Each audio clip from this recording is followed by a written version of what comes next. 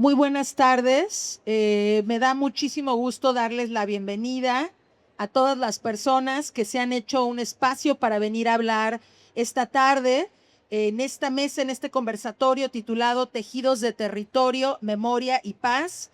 Reitero la bienvenida por parte, desde luego, de la Fiesta del Libro y la Rosa, de la Dirección de Literatura y Fomento a la Lectura y de la Cátedra Rosario Castellanos de Literatura y Géneros, que me honro en dirigir. Mi nombre es Sara Uribe, soy poeta y no me puedo sentir más honrada de estar con estas tres poetas en lenguas originarias, a quien me voy a permitir presentarles brevemente, pero no tan brevemente porque sus currículums son impresionantes y además muy importante que las conozcan. Celerina Patricia Sánchez nació en Mesón de Guadalupe, municipio de San Juan Mixtepec, distrito de Santiago Juxtlahuaca, en Oaxaca. Es poeta, narradora oral y promotora cultural del pueblo Ñusabi. Estudió la licenciatura en Lingüística en la Escuela Nacional de Antropología e Historia.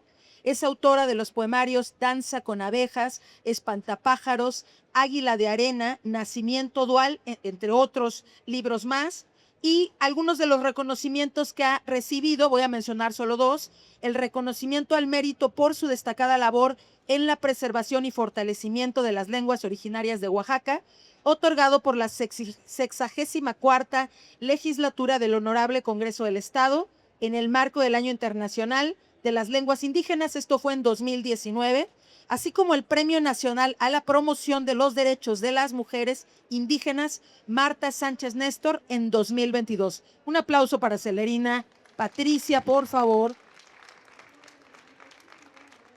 Luego voy a presentar a la querida Nadia López García, quien es poeta y promotora cultural.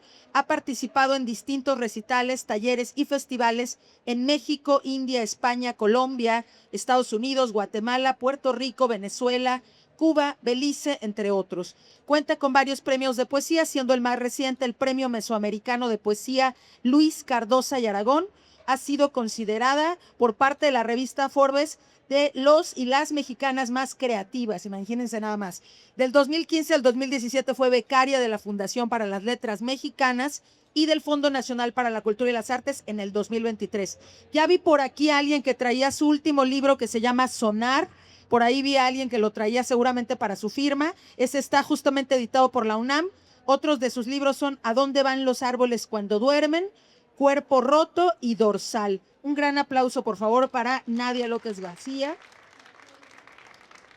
Y finalmente en esta mesa se encuentra Rosario Patricio Martínez, quien es hablante de la lengua originaria, por supuesto, Ayuk, y licenciada en Derecho, promotora cultural y lingüística. Preside dos asociaciones civiles, Escritores en Lenguas Originarias, el ELIAC, y Pluralidad Indígena, desde donde impulsa proyectos comunitarios y editoriales enfocados al fortalecimiento de las lenguas originarias, encuentros literarios y acciones de difusión cultural y lingüística entre los pueblos indígenas. Ha sido integrante de comisiones de evaluación y dictaminación institucional en el área de letras en lenguas indígenas. Es profesora de literatura indígena en el PUIC UNAM y su trabajo ha sido presentado en diversos espacios públicos y privados. Bienvenida, Rosario Patricia. Un aplauso, por favor. Oigan, para comenzar a hablar de tejido, territorio y de memoria y de paz a través de la palabra, específicamente de la palabra poética, porque pues contamos con tres poetas extraordinarias, yo quisiera comenzar haciendo la pregunta más básica a las tres. Y la pregunta es, ¿por qué eligieron la poesía? ¿Por qué anudar los territorios, sus territorios originarios y sus memorias a la escritura de poemas? Y antes de que comiencen a responder, Rosario, tú tienes un poema hermoso que justamente se titula ¿Por qué escribes? Y me encantaría pedirte que nos lo leyeras en tu lengua y ya después puedes obviamente ahondar la respuesta, pero nos encantaría que nos lo leyeras en su versión en lengua originaria y yo me voy a dar el privilegio de leerlo en español, ¿vale? Yaskuyu, yaskuyu bugo kumetse ya rua de ko jana bia chamas yana yeshim es namido un gopshan mayafkan. Muchas gracias por esta invitación y por este espacio, también quienes están presentes. acompañándonos. Muchas gracias. Veo a personas conocidas, muy entrañables, amigos, amigas. Y también, pues, bueno, vamos a empezar también quienes están acompañando, con quienes comparto la mesa. Realmente, pues son personalidades que tienen una gran trayectoria. Muchas gracias, hermanos y hermanas. Hadi kumets mnekhoi. Ha khoi usram dei. Hadi kumets mnekhoi. Ha vikets bumzus. Nekish putug ayu ngish khoi ngish ik. It's ayuk new tune nag awacht. Nek ayish phatun dupik. Ota khoi nu kha with it. Kut espazumdet. Artspe mushpe. Was ayuk ek modol hagambad. Hagamna shinek nyas kot nyas pochet. Ma bada shu moda nach nyaviadien. Len bada ayuk nyas yonet nyas adet. Was a wechen kachen nyas fuchut nyas puut. Shumum. Kum kabom kushtup. Yone ukpe a tsukpe. As miada aktet. Ma hadu uk nach hadu ukaman. As kele kahun hildegoich. Yaskuyip. ¿Por qué escribes? Alguien me preguntó por qué escribes. Trazo mis letras en papel. Le dibujo un idioma en su rostro para que mi palabra, Ayuk, camine libre sobre el sendero de las hojas con líneas. Resurge en flor a través de otras miradas y llegue tan lejos su voz germinada, hasta donde el sol se encuentra con la tierra. El idioma en papel se ha llevado por el viento, sus raíces, tallos y hojas milenarias extiendan los conocimientos primigenios, que retoñen hacia el futuro, enraícen y se levanten en otros senderos de nuevos prados fértiles y no expiren en algún tiempo al verso. Un aplauso, por favor, para este gran poema. Y ahora sí cuéntenos, ¿por qué eligieron la poesía como un camino para hablar de territorios y memorias? La que guste comenzar. Muy bien, bueno, ya que leí, pues voy a continuar. En primer lugar, cuando yo era niña, pues sí me gustaba la poesía. Claro que nos la enseñaban en español en la primaria. Leíamos a Rubén Darío, a otros que nos enseñaban y pues sí me gustaba. Empecé a hacer algunos garabatos en la primaria, pero bueno, era en español solamente. Posteriormente esto ya es que pues ya habían pasado los años, transcurrieron pues mucho tiempo cuando me empiezan a invitar, cuando yo tomo conciencia de que la lengua ayuk pues también estaba siendo desplazada, estaba mermando, el castellano se estaba imponiendo, es cuando me empiezan a invitar también, pues escribe en tu idioma. Y claro que se llega a complicar y dice uno, ¿cómo lo voy a escribir si mi idioma nunca... Sí, medio vi algo como que escribían algunas grafías, pero bueno, los sonidos son tan distintos. Hay varios sonidos que no existen en español. Y esos fonemas, ¿cómo representarlos? Ahí fue donde se me complicó también. Pero bueno, gracias a las oportunidades que nos dan, que aquí está el maestro Martín Rodríguez, que siempre ha estado invitando, no solo a mí, sino a mucha gente que escriban en su idioma, porque sí se puede escribir. Hace poco también me comentaba la maestra Basilia y también reconocía el trabajo del maestro que siempre nos estaba diciendo, escriban en su idioma. Y dice ella también que no sabía cómo escribirlo.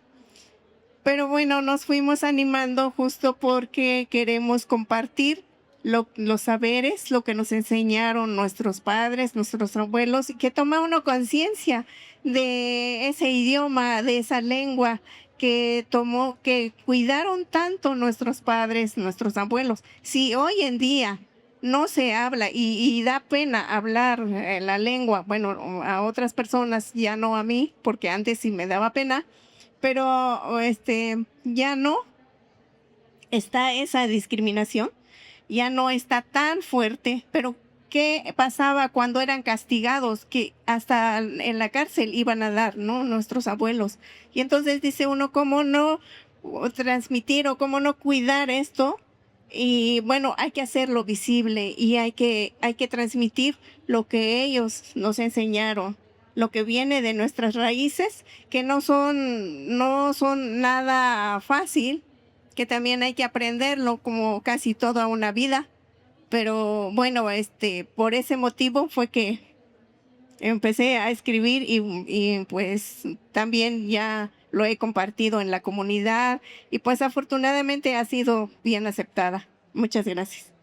No, Sadio, Villarocoli, para que sí. Sabine, muchísimas gracias.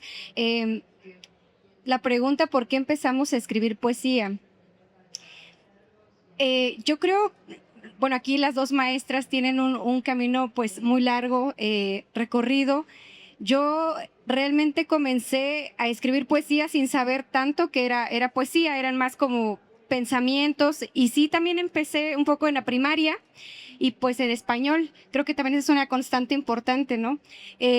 Yo crecí en el norte del país, crecí en Baja California, soy de la Mixteca Alta de Oaxaca y también a veces he dicho de una forma quizá un poco chusca, pero también quizá hay otro motivo para reflexionar, que empecé a escribir porque era lo que tenía más posible y que no necesitaba dinero, ¿no? Pues nos daba, bendito CONAFE, nos daba nuestros paquetes de útiles escolares y pues ahí venía lápiz, cuaderno y era una posibilidad de tener también un lugar para escribir. Ahora pienso que tal vez de tener otras posibilidades quizá te dedicarías a otras cosas. Y la otra es que parte de mi historia en el norte fue mucho tránsito con mi familia, entonces pues prácticamente teníamos muy pocas cosas para que no costara ese movimiento y algo que me acostumbré mucho fue a que las cosas no permanecían, no, un ratito tenía amigas y después había que irse a otro lado y pues ya esas amistades ya no volvía yo a mirarlas. Pero algo que sí podía quedar era lo que tú te contabas, ¿no? Entonces, creo que también por eso comenzar a escribir.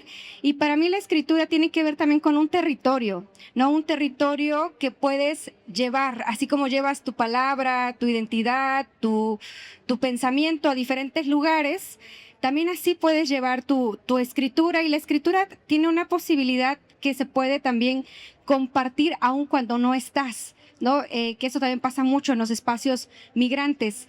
Entonces, pienso que escribir poesía para mí tuvo ese sustento, ¿no? De ser lo más cercano quizá, y también ahora que lo recuerdo mucho, mi papá es un hombre de Veracruz y tiene mucho la tradición como del canto, o sea, cantar, entonces también siento que eso de su canto de él, aunque era en español, pues era como una forma de que tu oído pensaba en ciertas como formas, ¿no? En este caso del canto. Y pienso que fue por ahí, ¿no? Y pensar en la escritura eso, como algo que puedes llevar y compartir aun cuando ya no se está. Ta Sabin juasa wania ni katung ni ta wana kitsa yu yo onda tung go sho sa gwenyo sa wenya cha sa wenya gunda tung go sho sa bichi nuña nubiko gwe tutukari. Pues muchas gracias por la invitación a estar aquí compartiendo la palabra. Y que bueno, no repetiré algo de lo que decían las compañeras, porque es casi la misma historia, ¿no? Nada más reivindicar un poco que bueno, la lucha de las lenguas creo que se empezó a germinar desde la migración, desde este imaginario territorio que traemos cuando cambiamos de lugar y me parece muy importante porque nuestros pueblos casi no reconocen esa parte, que tuvimos que salir también para recobrar y reivindicarnos como ser de ese lugar y de ese espacio que llamamos territorio.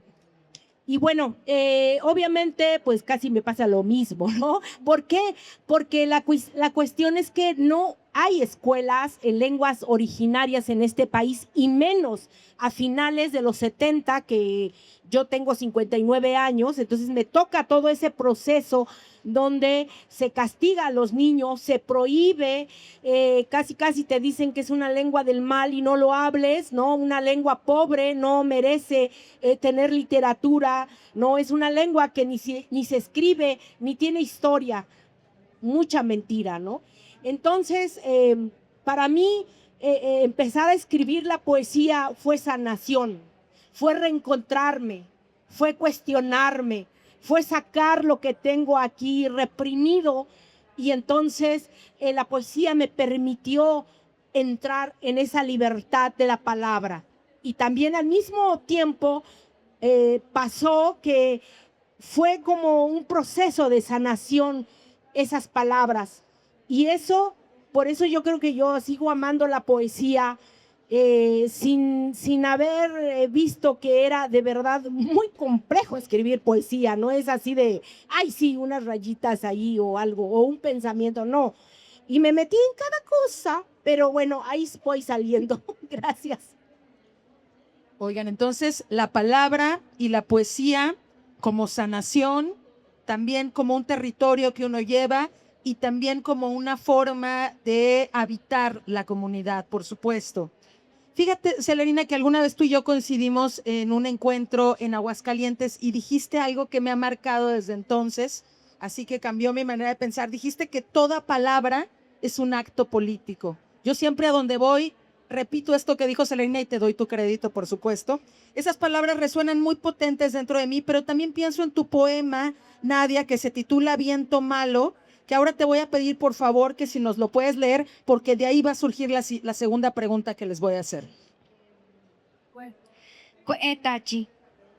Yo kwakibe kuetachi. Kino toko merak me tsakumani sabi. Me paka chikonya koimana. Jeko tu un star café. Jeko tu me gol kachi. Me paka chikonya, me nanalu konya, no tsika rayu. Pichikachi me sibi andivi. Ensañan tikitsa tu menchacha meñovisho. Viento malo. Me entró por la boca el viento malo, bajó por mis caderas y tocó mis pies. Hace falta más lluvia. Mi padre dice que las mujeres no soñamos, que aprenda de tortillas y café, que aprenda a guardar silencio. Dice que ninguna mujer escribe. Soy la niña que lloró la ausencia, la lejanía y el miedo. Hoy digo mi nombre en alto, soy una mujer pájaro, semilla que florece. Las palabras son mis alas, mi tierra mojada. Un aplauso, por favor, para este poema, que es mi favorito. Escogí mis favoritos de ustedes. Y la pregunta justamente es que si la palabra es ese acto de resistencia y ustedes pues están en muchas trincheras, son gestoras culturales, profesoras, traductoras, activistas, además de ser poetas. Entonces mi pregunta es, ¿de qué manera en estos procesos de escritura, en sus libros, también hay procesos de resistencia colectivos de sus pueblos, de sus comunidades, para que sigan vivas y transmitiéndose sus lenguas? ¿Cómo realizan esa resistencia desde todas sus trincheras? No sé si acá quieras compartirnos algo de lo que has escrito o puede ser así nada más. Bueno, a mí, yo luego me enredo como las arañas, quisiera ser para estar tan geométrica, pero no. Entonces, para eso luego a veces escribo, porque luego no puedo. Que bueno, quiero leerles algo que estuve pensando para este tema, que dice: nuestro territorio es un tejido que se extiende en nuestras vidas, donde cada hilo representa nuestras historias, nuestras voces, nuestras vidas. Entramamos en cada camino y atravesamos muchas veces suaves y luminosos, otros ásperos y oscuros, y en cada uno nos va enseñando para explicar quiénes somos. Hablar de tejido de territorio, memoria y paz es hablar del tejido, de la manera que construimos y organizamos nuestro mundo. No se trata únicamente de recordar el pasado o de habitar el presente, sino de entrelazar ambos para proyectar un futuro en donde los pueblos originarios e indígenas nos fortalezcamos y vamos dando sentido a la vida con nuestra manera lingüística y cultural. El territorio no es solo un espacio geográfico, sino también un imaginario que está en nuestras mentes, que da sentido a nuestras vidas dentro y fuera, al que nombramos con cada uno de sus elementos sin dejar de escapar nada. Es la suma de nuestras relaciones, de nuestras prácticas de vida comunitaria, con todo lo que conlleve. Un tejido que se ha construido en el tiempo a través de generaciones. En él están las tradiciones, las lenguas, los saberes ancestrales, pero también las heridas, las ausencias y los silencios.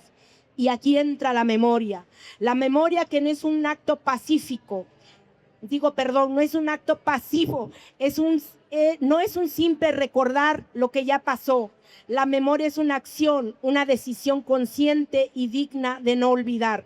Recordar es resistir, recordar es afirmar que lo vivido importa, que nuestras historias no pueden ser borradas en nuestras voces, no pueden ser silenciadas, que muchas veces no es cómoda, y más cuando hay heridas que duele mucho, cuando nos han prohibido ser, nos han prohibido hablar nuestra lengua, cuando se nos borraron nuestros mitos fundacionales. A veces nos confronta con aquellos que preferimos olvidar y dejar atrás. Sin embargo, es precisamente esa incomodidad. Encontramos la resiliencia con la posibilidad de la transformación. Ahora bien, ¿cómo nos conectamos en ese proceso de paz que en nuestros territorios es altamente conflictivo, y más el Añú sabe? Todos sabemos que la paz no es simplemente la ausencia de un conflicto. La paz es una construcción diaria, con diálogo, con justicia.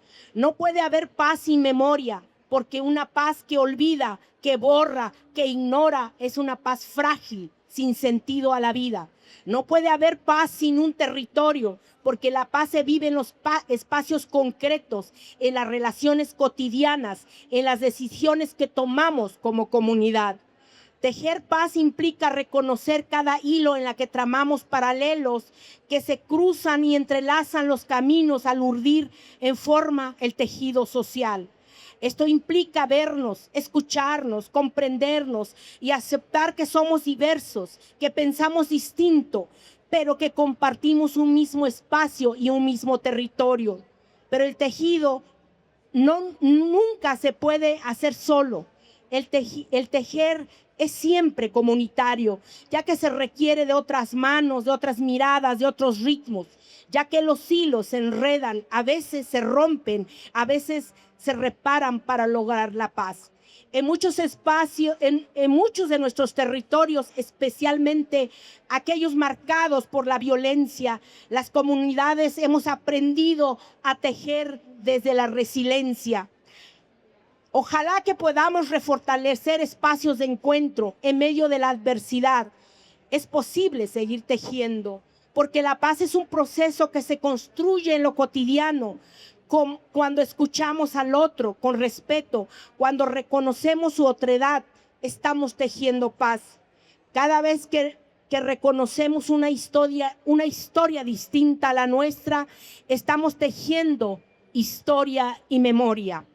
Cada vez que cuidamos nuestros entornos, estamos fortaleciendo el territorio. Paz es proteger a la madre tierra, es entender que todo está conectado. La tierra, el agua, el fuego, el viento. Porque cuando rompemos ese equilibrio e ignoramos esos vínculos, el tejido se debilita. Pero cuando lo fortalecemos, cuando actuamos con responsabilidad y empatía, el tejido se vuelve más resistente.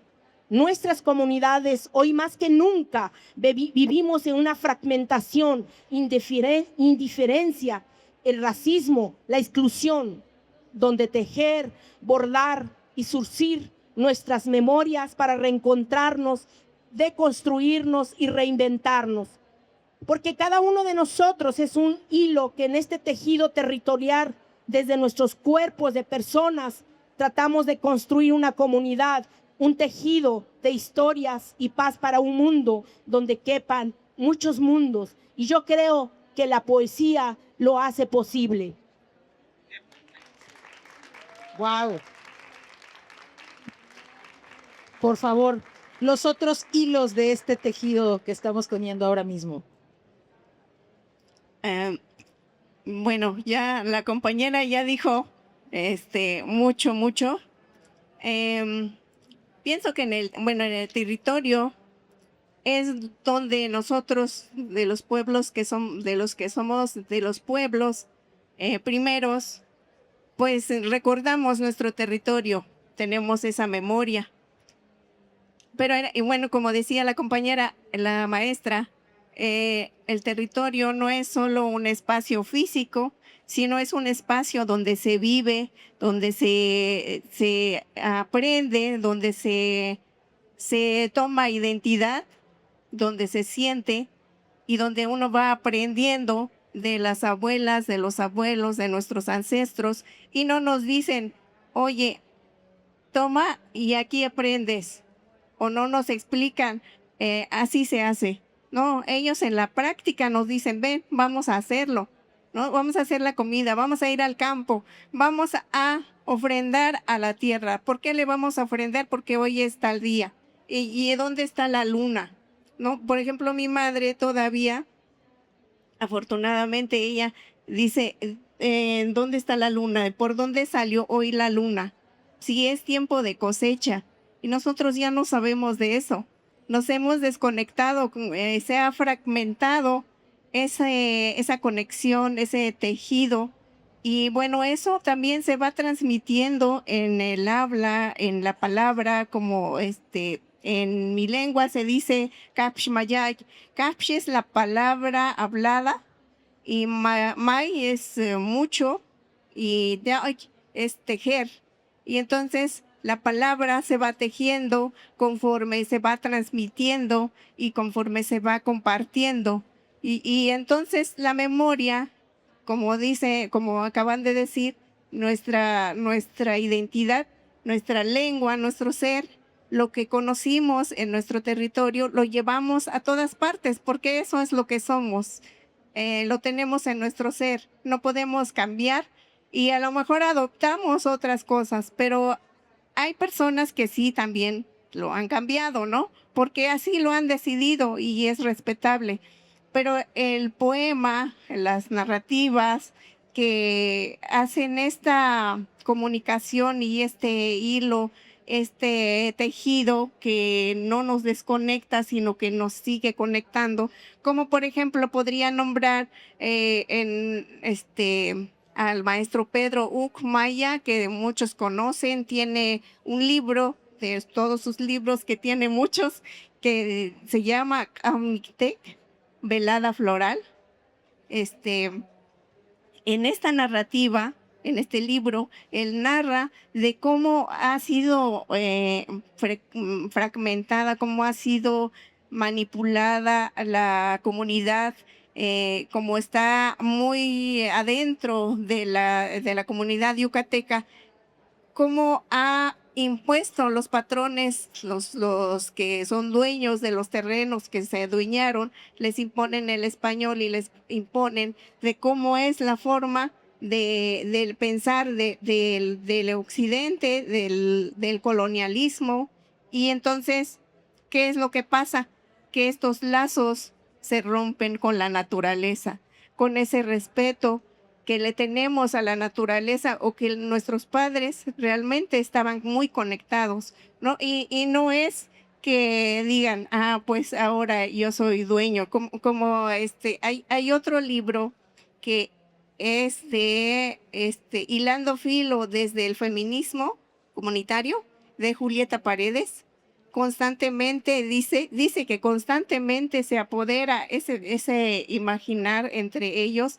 Ahora ya somos bien chingones. Ahora hemos dominado la tierra, hemos dominado a los animales. Entonces ahora somos dueños de todo, ¿no? Somos los que pensamos, los que hemos dominado la tecnología, tenemos muchas cosas, ¿no? Pero ¿qué es lo que pasa? Que pues sí se llega a desconectar del territorio de donde somos, de donde realmente todos somos, no solo una persona, no solo los indígenas, los pueblos originarios, todos somos de del maíz, todos comemos el maíz, todos comemos del campo, porque si no existiera el campo ya no viviríamos, ya no podríamos vivir, porque no podemos vivir solamente de la ciudad. Y entonces él dice que el pavimento es el que nos ha encerrado, nos ha como encarcelado y ya no podemos ver hacia afuera. Y entonces es muy importante todos estos libros, como el de la maestra que tiene muchos libros, el de la maestra Celerina también, excelentes libros que tienen y que están compartiendo su forma de vivir, su cosmovisión. Lo que tenemos que rescatar, esos elementos que nos hacen convivir, como decían, pues estar en la pluriculturalidad, la interculturalidad. Ahora que ya en la Constitución Política de los Estados Unidos Mexicanos, pues ya nos reconocen, pero eso ha sido a través de las luchas de nuestros hermanos que en tiempos pasados, pues han dado hasta la vida a veces. Yaskuyev. Bueno, seguro ustedes, igual que yo, están anotando mentalmente todo lo que están diciendo las maestras. Yo quiero hablar acerca de un territorio muy específico, que es el territorio de las mujeres, como personas que estamos construyendo desde la literatura. Yo creo que la escritura, desde la poesía, la narrativa, el ensayo, la dramaturgia, que también hay en lenguas originarias, eso hay que decirlo, porque a veces se piensa que solamente hay poesía, pero hay muchos géneros literarios que se están desarrollando desde nuestras propias lenguas. Hasta hace unos 10 años, la presencia mayoritaria, digamos, en foros, en antologías, en encuentros, eran sobre todo de compañeros escritores. Y de unos 10 años a la fecha son más escritoras. Y no quiere decir que de 10 años acá empezaron a escribir, sino que justo como las maestras han escrito desde hace mucho tiempo. Y también algo que yo veo muy potente es las compañeras muy jóvenes. Hay compañeras desde los años 2000, Susi es súper jovencita, que bueno, también tiene mucho trabajo por acá con la UNAM.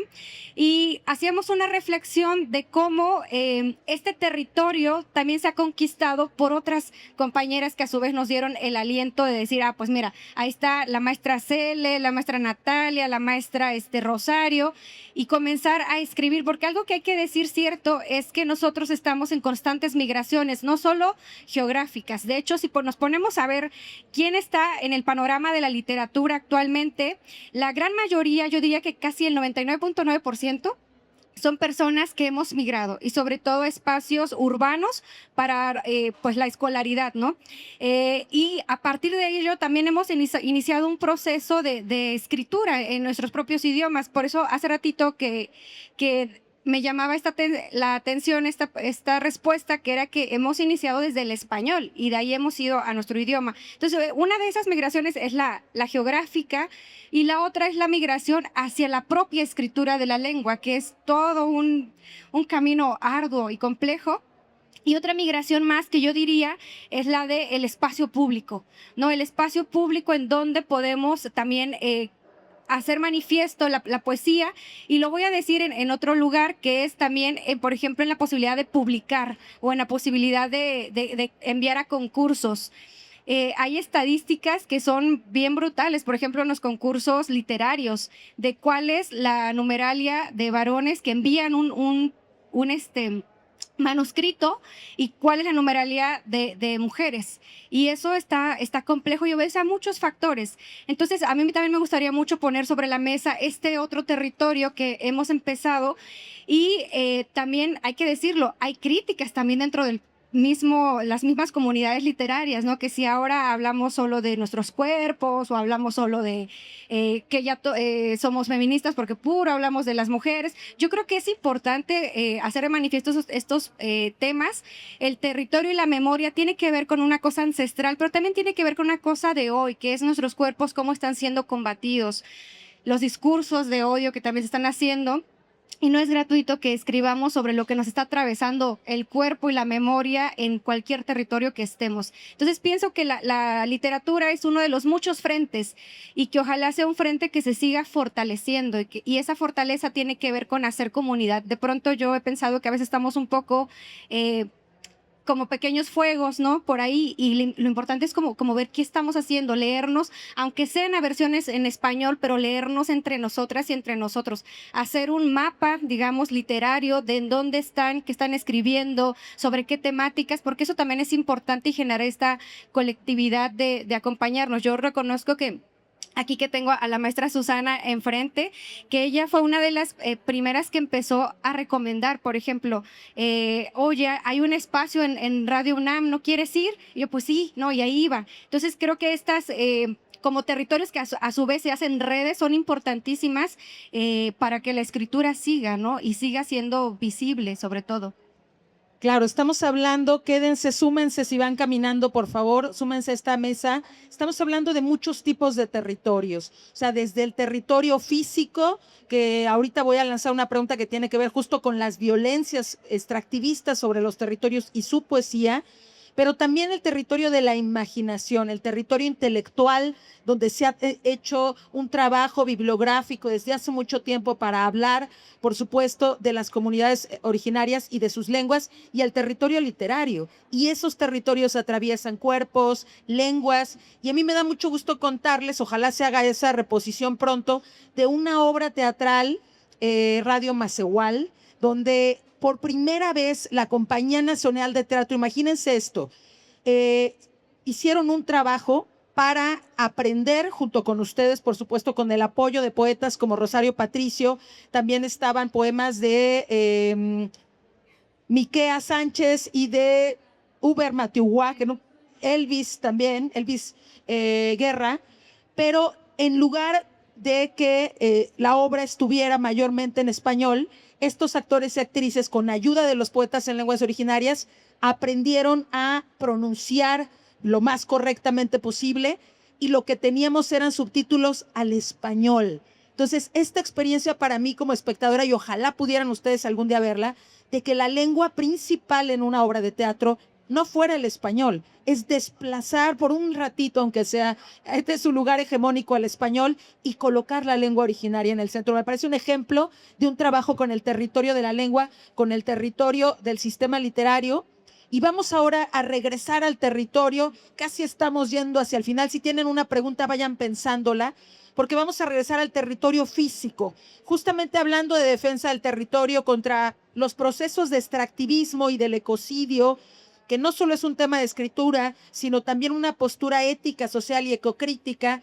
Querida Celerina, en uno de tus poemas hablas de unos ríos que ya no cantan más. Me gustaría que nos pudieras leer este poema, por favor. Yucha. Manjamano inimi. Wetsitaga yucha. Chavichi. Mitu tsikayaka nunia. Rakweyu kananda inya. Rikoganya kusikiti kwami. Koganya saa ya takwanakisha. Tanikwa. Kwetsitaga kwesava. Rayo kwenui. Kuchimi nuchipui. Chakwe tiukuga. Kawi tonoko ndavi. Mituntivi inya. Ri ndaku inya. Tanzisiki yucha nutsai. Yucha. Desde lo más profundo de sus entrañas, los ríos ya no cantan más. En sus venas solo polvo. Las piedras gritan porque no hay más quien les haga cosquillas y les cante para arrullarlos cada anochecer. Las ranas ya no cantan. La luna ya no baja a mirarse en el agua. Los ahuehuetes, enormes fantasmas, solo suspiran con el recuerdo agotado de sus pies. Un aplauso para el poema La Maestra, por favor.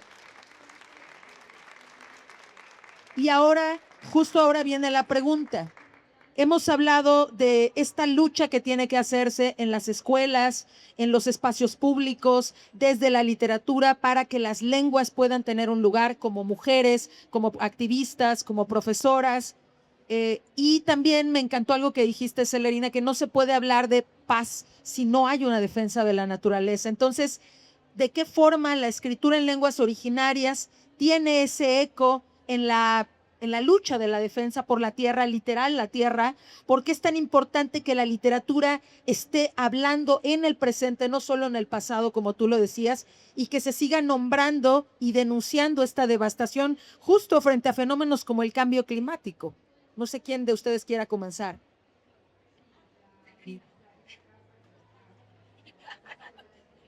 Continúo yo. Este poema, al propósito, ¿no? Habla de esta devastación de nuestros territorios, porque también si hablamos la parte bonita, pues sí está, pero también está esta parte que se está con el cambio climático, con las minerías que llegan a los territorios, con muchas industrias extractivas, no solamente de recursos que le llaman ellos recursos naturales, sino también de recursos de conocimientos ancestrales. Esto es muy grave porque cuando se habla de paz, tenemos que hablar también de la justicia. Si no hay justicia, no podemos plantear una paz. Y ante todo lo que está sucediendo en los territorios, más allá del imaginario bonito que yo les comentaba, porque los pueblos originarios están basados en su mito fundacional. Por eso amamos a la tierra, por eso queremos, porque somos hijos de la lluvia, somos hijos del rayo, somos hijos del río, somos hijos de la montaña. Entonces llega otros que nos rompen esa parte, que no podemos ser hijos de esa naturaleza porque es como contra natura, ¿no? Y muchas veces la gente lo va creyendo, pero entonces se rompe ese equilibrio que yo hablaba hace un rato en estos territorios, pero también en los cuerpos humanos. Y el mayor afectación ha sido hacia las mujeres y sigue siendo en nuestros territorios. Quizás no en todas las culturas, pero en la mayoría de ellas, al menos en México, estamos en alto riesgo, no solamente de nuestra memoria ancestral, porque se está logrando borrar. Esa atraviesa un hilo en la dignidad de los integrantes de los pueblos indígenas, y creo que es el último resquicio que está quedando. Y aún en esta fuerza que podemos sostenernos desde la resiliencia, muchas veces terminamos empezando a borrar nuestra parte histórica como pueblos originarios, basados desde nuestros mitos fundacionales. Y creo que esa es la mayor agresión que están sufriendo los pueblos, y que la poesía, la dramaturgia, las narrativas, las novelas, todo esto, el cine, porque en el cine de los pueblos indígenas, ahí está también, está surgiendo. Pero para serle sincero y sincera, creo que no estamos logrando eso. La devastación sigue. Entonces, creo que el apoyo de la literatura en todos sus sentidos da un respiro, pero sinceramente no estamos logrando llegar a lo que queremos.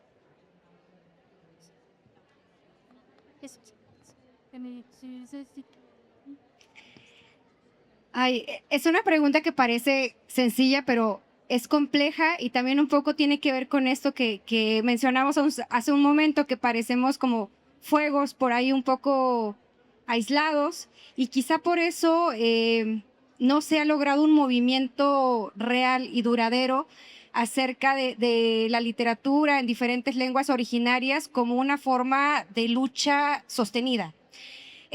También algo que quiero mencionar es que los pueblos originarios somos combatidos de muchos frentes, pero también hay conflictos internos de años, ¿no? Sobre todo, bien lo decía hace rato la maestra Celerina, toda la región del Ñusabi, la región mixteca, hay muchos conflictos, por ejemplo, sobre todo agrarios, que también han hecho desplazamiento territorial, y a eso le sumas que si ustedes, siempre les digo, métanse en un momento que tengan a ver en dónde están todas estas concesiones mineras, están en muchos territorios, que incluso están protegidos y aún así entran. Yo por eso soy como muy como reacia en decir que tenemos que buscar como que la literatura sea uno de los muchos frentes, pero sea un frente sostenido. Es decir, que podamos ir como en colectivo. Yo a veces veo cómo han logrado, por ejemplo, que se lleven a nivel de ley algunas cuestiones de defensas, por ejemplo, de derechos, y ha sido por la suma de colectividades. En este caso, por ejemplo, ha habido muchos avances en cuestiones de pueblos originarios, sobre todo en el uso de la lengua, ¿no? Derechos que están en la ley de derechos lingüísticos, reformas constitucionales, pero de pronto te ves eso cómo baja al territorio, o sea, cómo baja con las personas, cómo hacemos...